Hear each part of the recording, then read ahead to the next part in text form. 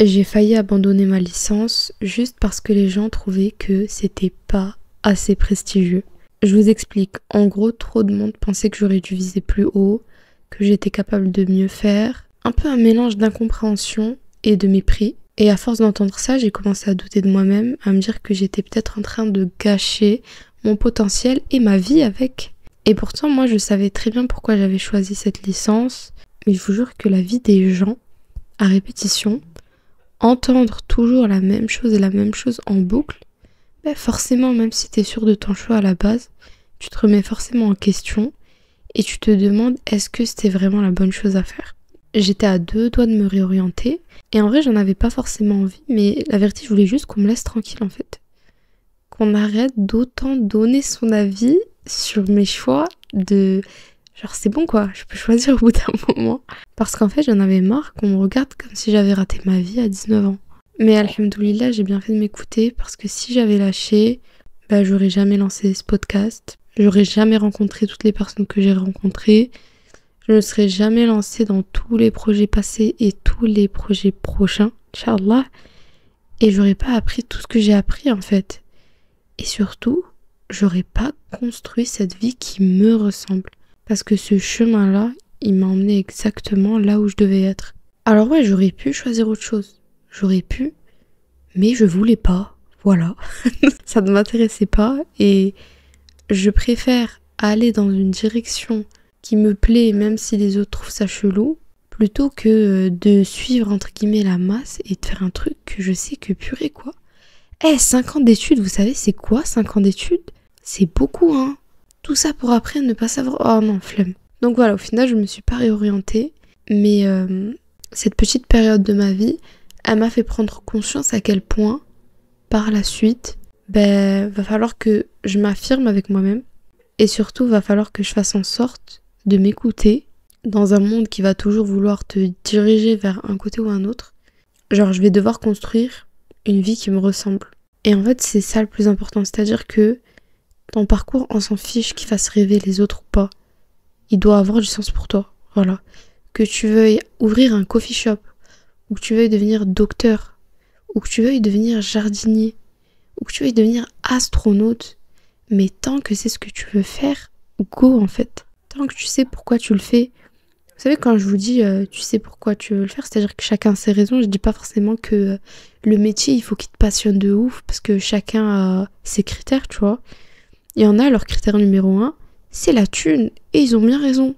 Et donc si tu sais pourquoi tu veux faire ça, tu sais que c'est ce que tu as envie de faire, ben go en fait. Bref, c'est de ça qu'on va parler dans cet épisode. Assalamu alaikum les go, j'espère que vous allez bien. Bienvenue dans un nouvel épisode de Projet Glow, une série signée Café et Confidence by Vanilla Rose. Je pense que l'épisode d'aujourd'hui sera un peu plus court que d'habitude, mais je pense qu'il est nécessaire. Comme d'habitude, hein, je dois toujours dire cette phrase au début de mes podcasts. Tu l'auras compris avec mon anecdote, aujourd'hui on va parler de chemin de vie et de pression sociale. On passe notre temps à regarder autour, à vouloir cocher les bonnes cases, à être sûr d'avoir pris la bonne décision, suivre le bon chemin, faire ce qu'il faut. Mais en fait, parfois dans ce chemin exemplaire, il n'y a pas de place pour toi. T'es juste en train d'avancer vers ce chemin parce qu'on t'a dit que c'était là qu'il fallait y aller.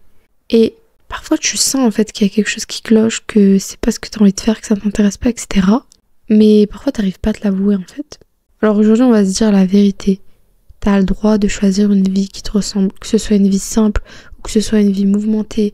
Bref, peu importe la vie que tu veux, en fait t'as le droit de la choisir quoi. Même si les autres ne sont pas forcément d'accord avec toi, même si eux ils y voient que des inconvénients, et surtout même si eux ils projettent leurs propres peurs et leurs propres insécurités via ton projet sur toi. Franchement, tant que ça respecte l'islam et tant que t'es en paix, go. Genre vas-y. Franchement je dis ça surtout aux personnes qui sortent du lycée, qui sont un peu perdues. Sachez que c'est très cool de demander des conseils, de se renseigner, etc. Mais au final il n'y a que vous qui allez savoir ce que vous voulez vraiment. Donc voilà, prenez les conseils, prenez les avis, prenez les infos. Mais à la fin c'est vous qui devez prendre la décision. Vraiment au final c'est toi qui choisis ton avenir. C'est toi qui choisis ta future vie. Et parfois je sais que ce qui met le plus la pression c'est que tu te dis mais je dois choisir vite, je dois faire quelque chose, parce que sinon je vais être en retard. Mais non, en fait, on est jeune dans la vingtaine, genre je vous jure, on se rend pas compte, on est jeune. Et surtout, on a le droit de changer d'avis. C'est-à-dire, je sais pas, tu vendais des bougies et maintenant t'as envie de devenir professeur, bah vas-y. En soi, je vous jure, on se met trop de barrières invisibles. Vraiment, limite, on se met des bâtons dans les roues tout seul. Parfois, on a besoin de tester certaines choses. On a besoin de tester certains domaines. Parfois même, on a besoin de faire un certain type d'études pour savoir ce qui nous plaît réellement, pour savoir ce qu'on a réellement envie de faire. Et peut-être même que si tu t'étais pas trompé la première fois et que t'aurais pas fait la chose que t'as faite, peut-être que t'aurais jamais su par la suite ce qui était réellement fait pour toi. Vous voyez ce que je veux dire? Dans le sens où c'est le muktoub, c'était fait comme ça et c'est pas grave. Et surtout, respecte ton rythme. C'est-à-dire que t'es pas en retard, t'es pas à la traîne, t'es en train de te construire, tout simplement. J'aimerais qu'on voit ensemble pourquoi très souvent on a du mal à s'écouter. Même quand on sent au fond de nous que c'est pas du tout ce qu'on veut faire. Pourquoi on a du mal à passer à l'action? Parfois, c'est pas que tu sais pas ce que tu veux, c'est que t'arrives pas à faire la différence entre ce que tu veux vraiment et ce qu'on t'a appris à vouloir. Et ça, c'est des mécanismes en fait qui parfois se sont installés depuis très longtemps. Premièrement, il y a le besoin d'approbation. Le syndrome du bon élève, on peut l'appeler aussi. C'est-à-dire que t'as grandi avec des bravos, des félicitations, dès que tu faisais ce qu'il fallait faire, mais pas quand tu suivais ton propre instinct. Résultat, tu veux trop bien faire. Tu choisis pas forcément ce qui te plaît, tu choisis ce qui impressionne. Tu choisis ce qui fait réagir positivement les autres, ce qui rassure les autres. Et du coup, t'as peur d'être décevante dès que tu sors un peu de ce cadre. Ensuite, il y a la peur du rejet social. Changer de voie, vivre à contre-courant, faire un truc bizarre ou différent, ça fait peur. Parce qu'en plus de devoir passer le cap, parfois tu te retrouves un peu toute seule dans ton truc à toi, tu vois. Parfois tu peux même avoir l'impression d'avoir raté ta vie, ou tu peux même te dire on va me juger. Alors que parfois franchir ce pas, c'est la seule chose qui peut te sauver de l'épuisement, de l'ennui ou même du regret. Et donc au final, en vrai t'y perds rien. Tu testes un truc et si au final tu vois que ça prend pas, ou que finalement tu réalises que c'était pas ce que tu voulais faire, devine quoi? Tu pourras changer en fait. Ensuite, il y a la confusion entre plaire et réussir. Est-ce que t'as vraiment envie de vivre cette vie? Ou est-ce que t'aimes juste l'image que ça renvoie? Gingembre. Ensuite, il y a le manque d'écoute intérieure. C'est-à-dire que on n'a jamais vraiment appris à s'écouter. Tu sais, surtout jusqu'à la fin du lycée, on va tout le temps t'aiguiller un peu. Ok, l'année prochaine, il y aura ça. Ok, l'année prochaine, tu auras telle matière. Ok, à ce moment-là, tu vas devoir choisir ça, ça, ça. Mais tu sais, c'est toujours aiguillé.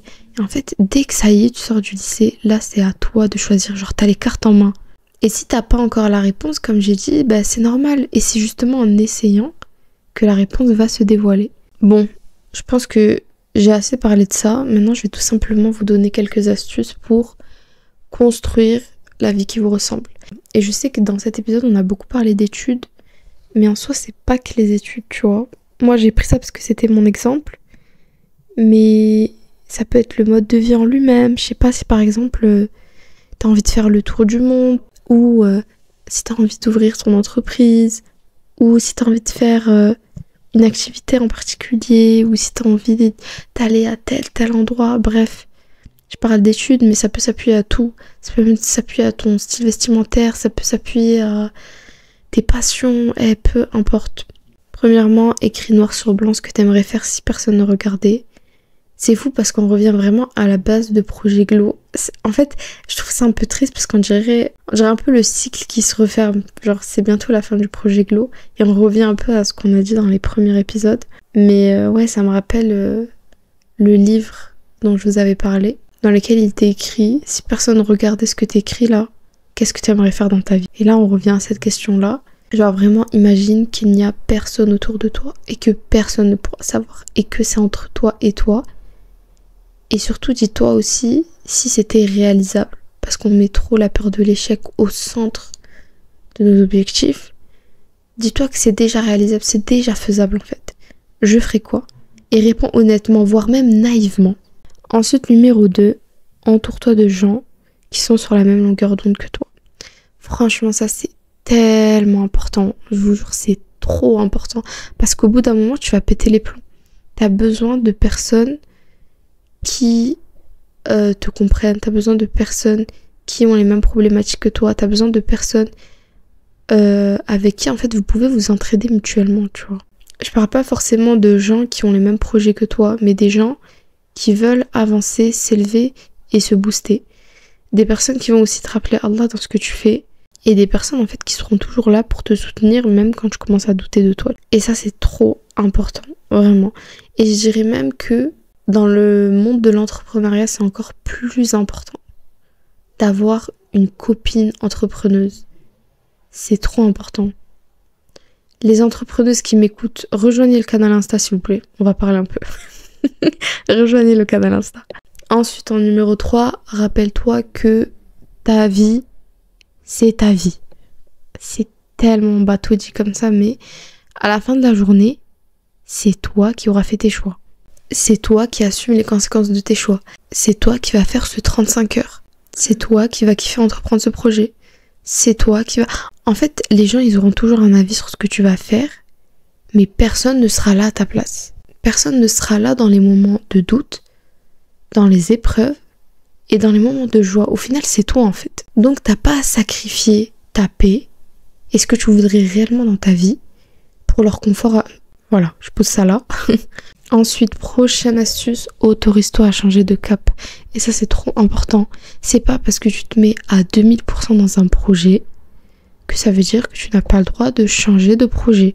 Tu peux commencer quelque chose et te rendre compte que t'aimes pas du tout. Et c'est encore mieux, je dirais même d'un côté, parce que ça t'aide à faire le tri. Et en vrai, même si tu te rends compte que c'est pas ça que t'aimes, bah du coup d'un autre côté, ça te rapproche de ce que t'aimes réellement. Tu vois ce que je veux dire? T'as des infos de plus sur ton cerveau et sur ce qu'il kiffe et sur ce qu'il kiffe pas, sur les choses sur lesquelles il avance bien et sur les choses sur lesquelles il a un peu de mal et tout. Donc en vrai, c'est que du plus. Et pour terminer, la même question que je spamme depuis le début du podcast et j'arrêterai pas de la spammer. Demande-toi, est-ce que ce choix te rapproche d'Allah subhanahu wa ta'ala ou s'il t'éloigne de lui? C'est-à-dire que autant tout à l'heure je te disais ta vie, c'est tes choix, c'est toi qui vas les vivre, c'est toi qui vas faire ce que tu vas faire. Autant faut pas oublier que notre but premier c'est d'adorer Allah et que ce que tu vas faire dans cette vie-là, bah, tu paieras les conséquences dans l'au-delà. Et donc oui, bien sûr, ce que tu vas faire ça doit te plaire, mais avant tout ça doit plaire à Allah subhanahu wa ta'ala.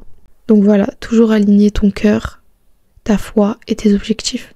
Et voilà, j'ai terminé l'épisode d'aujourd'hui. En tout cas, n'hésitez pas à évaluer le podcast, n'hésitez pas à venir me suivre sur Instagram, TikTok, YouTube. En tout cas, si t'es resté jusqu'ici, t'es vraiment ma go. Bienvenue dans Projet Glow, une série signée Café Confidence by Vania Rose.